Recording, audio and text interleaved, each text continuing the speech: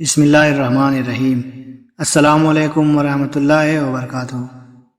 حضرت زید بن ثانہ رضی اللہ عنہ جو کہ یہودیوں کے بڑے عالم تھے، حضرت عبداللہ بن سلام رضی اللہ عنہ فرماتے ہیں کہ جب اللہ عز و جل نے حضرت زید بن ثانہ رضی اللہ عنہ کو ہدایت سے نوازنے کا ارادہ فرمایا تو حضرت زید بن ثانہ رضی اللہ عنہ نے اپنے دل میں کہا کہ حضور صلی اللہ علیہ وسلم کے چہرے پر نگاہ پڑتے ہی میں نے نبوت کی تمام نشانیوں کو حضور صلی اللہ علیہ وسلم کے چہرے میں پا لیا تھا، لیکن دو نشانی ایسی ہے جن کو میں نے آپ میں ابھی تک آزمایا نہیں ہے۔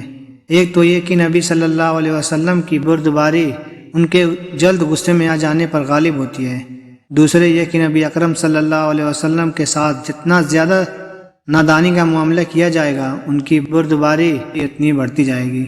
چنانچہ ایک دن آپ حجرے سے باہر تشریف لائے، آپ صلی اللہ علیہ وسلم کے ساتھ حضرت علی بن ابی طالب رضی اللہ عنہ بھی تھے۔ آپ کے پاس ایک آدمی اونٹنی پر سوار ہو کر آیا جو بظاہر بدو معلوم ہوتا تھا۔ اس نے کہا، یا رسول اللہ صلی اللہ علیہ وسلم، فلاں قبیلے کی بستی میں میرے چند ساتھی مسلمان ہو چکے ہیں۔ میں نے ان سے کہا تھا کہ اگر وہ اسلام قبول کر لیں گے تو ان پر رزق کی بڑی وسعت ہو جائے گی، لیکن اب وہاں قحط سالی آ گئی ہے اور بارش بالکل نہیں ہو رہی ہے۔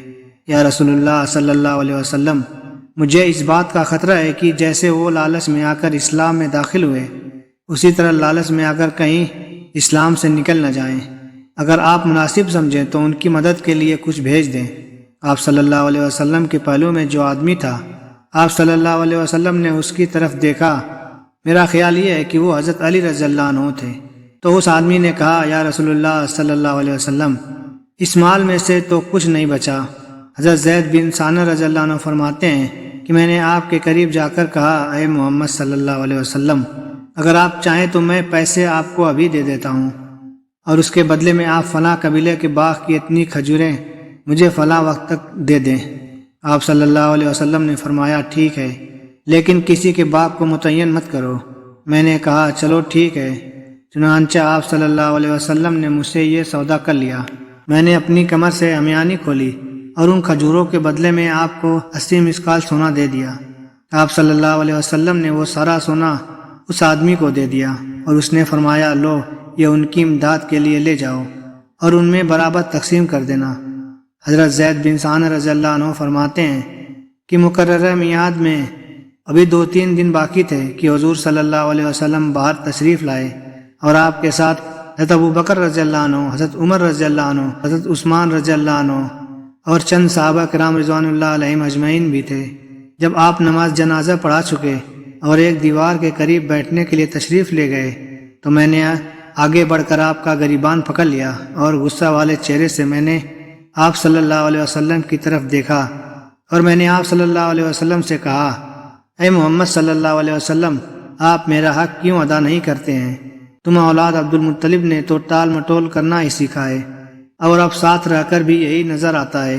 اتنے میں میری نظر حضرت عمر رضی اللہ عنہ پر پڑی تو غصے کے مارے ان کی دونوں آنکھیں گول آسمان کی طرح گھوم رہی تھیں۔ انہوں نے مجھے گھور کر دیکھا اور کہا، اے اللہ کے دشمن، تو اللہ کے رسول صلی اللہ علیہ وسلم کو باتیں کہہ رہا ہے جو میں سن رہا ہوں اور ان کے ساتھ وہ سلوک کر رہا ہے جو میں دیکھ رہا ہوں۔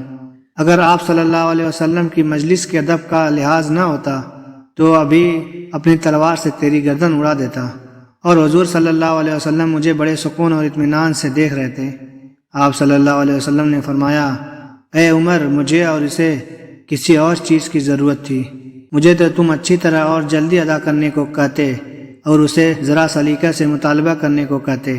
اے عمر، انہیں لے جاؤ اور جتنا ان کا حق بنتا ہے وہ بھی ان کو دو، اور جو تم نے ان کو دھمکایا ہے اس کے بدلے میں ان کو 20 سا کھجور اور دو۔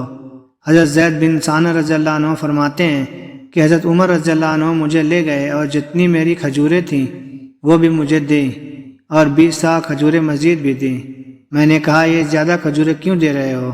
حضرت عمر رضی اللہ عنہ نے کہا کہ مجھے حضور صلی اللہ علیہ وسلم نے فرمایا تھا کہ میں نے جو تم کو دھمکایا ہے اس کے بدلے میں تم کو مزید کھجوریں بھی دوں۔ میں نے کہا، اے عمر، کیا تم مجھ کو جانتے ہو؟ حضرت عمر رضی اللہ عنہ نے کہا، نہیں۔ میں نے کہا، میں زید بن ثانہ ہوں۔ حضرت عمر رضی اللہ عنہ نے کہا، وہ یہودیوں کے بڑے عالم؟ میں نے کہا، ہاں وہی۔ تو حضرت عمر رضی اللہ عنہ نے کہا، اتنے بڑے عالم ہو کر تم نے اللہ کے رسول صلی اللہ علیہ وسلم کے ساتھ ایسا سلوک کیوں کیا اور ان کو ایسی باتیں کیوں کہیں؟ میں نے کہا اے عمر، حضور صلی اللہ علیہ وسلم کے چہرے پر نگاہ پڑتے ہی میں نے نبوت کی تمام نشانیوں کو حضور صلی اللہ علیہ وسلم کے چہرے میں پا لیا تھا، لیکن 2 نشانیاں ایسی تھیں جن کو میں نے آپ صلی اللہ علیہ وسلم میں ابھی تک آزمایا نہیں تھا۔